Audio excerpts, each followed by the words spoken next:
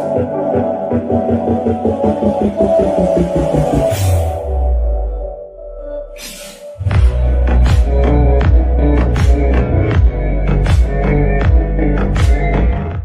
Everyone, कैसे हैं आप लोग। उम्मीद करता हूँ बिल्कुल ठीक ही होंगे, और अगर ठीक नहीं है तो इस पोएम को देखने के बाद बिल्कुल ठीक हो जाएंगे। सबसे पहले तो मैं आपको बता दूं कि इंग्लिश में इससे पहले वाला एक चैप्टर है आपका नेल्सन मंडेला, उसे हम बाद में कवर करेंगे। अभी हम इस पे चलेंगे a tiger in the zoo, जिसे लिखा है लेजाइल नॉरिस ने। ठीक है, तो बिना देर किए इस चैप्टर को शुरू करते हैं और ख़त्म भी करते हैं बहुत ही कम समय में। A tiger in the zoo. He stalks in the vivid steps, the few steps of his cage, on the pads of velvet quit, in his quiet range.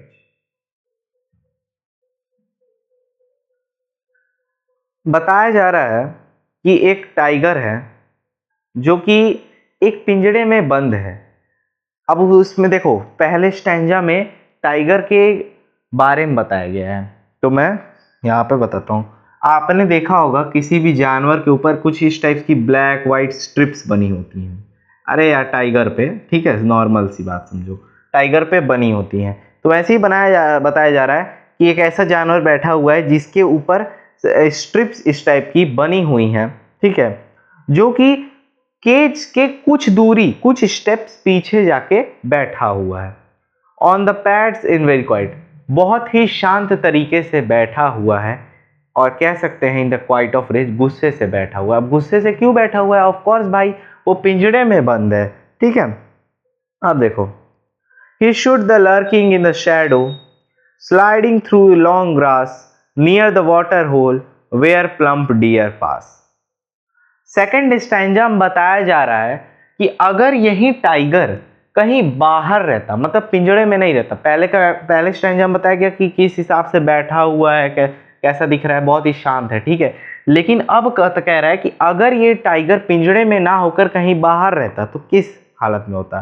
तो देखो, ही शुंकिंग लर्किंग इन द शैडो, ये पक्का किसी ना किसी झाड़ियों के पीछे छुपा होता, और वहां पे झाड़ियों, मतलब जो लंबी लंबी, ट्रेन से आपने सबने ट्रैवल किया होगा, ट्रेन से जब चलते होगे तो खेतों में देखा होगा इतनी बड़ी बड़ी घासें निकली हुई हैं।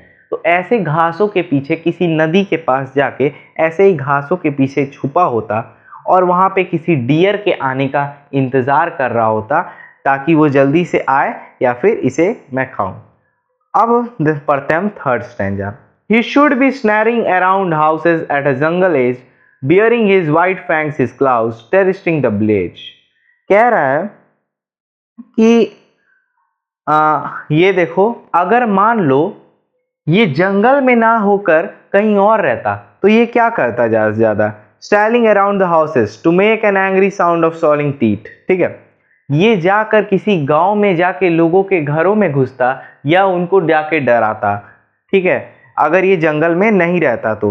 Bearing his white face his claws terrorising the village. ठीक है, इसके दांतों, इसके नोखीले नोखीले दांतों को देखकर, इसके नोखीले पंजों को देखकर लोग डरते, ये उनको डराता, उनके घरों में घुसता अगर ये जंगल में नहीं होता तो। मतलब पहले में बताया गया कि ये केज में है तो केज में किस हिसाब से कंडीशन, दूसरे में बताया गया अगर जंगल में होता तो किस हिसाब से कंडीशन, और अगर जंगल में ना होकर किसी विलेज में होता तो किस हिसाब से, यानी कि टेरिजिंग करता, उनको डराता, लोगों को डराता।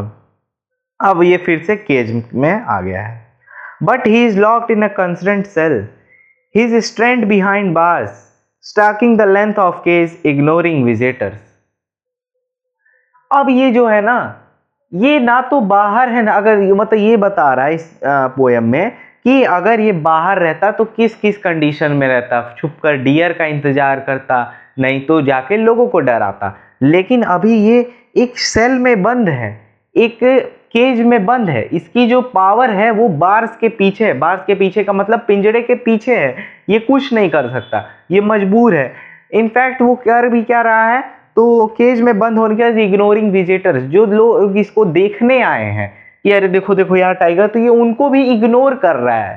ठीक है, कुछ भी ऐसा नहीं कर रहा है। अब यह इसकी लास्ट रात की कंडीशन है। He hears the last voice at night, the patrolling cars and stairs with his brilliant eyes at the brilliant stars. ठीक है, लास्ट में रात्रि के वक्त, ठीक है, पेट्रोलिंग कार्स आती हैं जू में। जैसे चिड़ियाघर में क्या होता है कि पेट्रोलिंग कार्स का ये काम रहता है, वो चेक करती हैं कोई जानवर बीमार तो नहीं पड़ गया, कोई भाग तो नहीं गया, किसी का पिंजरा खुला तो नहीं रह गया, तो उसके लिए आती हैं। तो जब पेट्रोलिंग कार्स आती हैं ना, तो ये अपनी ब्रिलियंट आइज से ब्रिलियंट स्टार्स को देखता है। अब देखो यहाँ पे क्या मतलब है ब्रिलियंट आइज का मतलब, नाइट टाइम में कोई भी, मैं नहीं कहूंगा, कैट को ले लो, आखिर कैट और टाइगर दोनों तो पड़ोसी हैं समझो। रात के टाइम इनकी आंखें बहुत शाइन करती हैं, शाइन करती हैं। अगर आप में से किसी ने घर पर कैट या डॉग पाला होगा तो आप देखोगे कि रात के टाइम पे इनकी आंखें बहुत ज्यादा शाइन करती हैं। तो वहां पे यही लिखा हुआ है कि अपनी ब्रिलियंट आईज से ब्रिलियंट स्टार्स को देखता है, मतलब अपनी चमचमाती हुई आंखों से चमचमाते हुए तारों को देखता है। ठीक है, तो ये छोटा सा पोयम था, यहीं पे खत्म होता है।